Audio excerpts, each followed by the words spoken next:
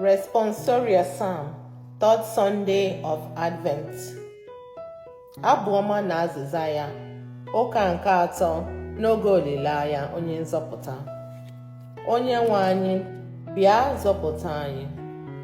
Lord, come and save us. Onyenweanyi, bịa zọpụta anyị. Ọ bụ ya na-edowe nkwa kwere mgbe ebighi ebi. Ọ na-enye ndị a na-emegbu ihe ruru ha. Ọ bụ ya na-enye ndị aguu nri. Ọ bụkwa Onyenweanyi na-eme ka ndị eji nwere onwe ha. Onyenweanyi, bịa zọpụta anyị.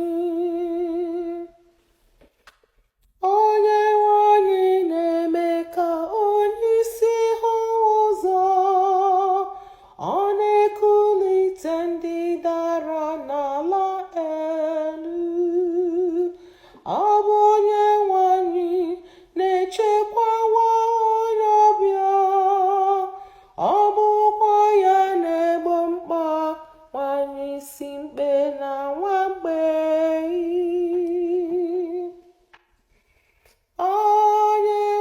Onyenweanyi, bịa zọpụta anyị. Onyenweanyi na-ahụ ndị ezi omume n'anya, bịakwa na-emebisi ụzọ ndị ajọ mmadụ. Onyenweanyi ga-achigide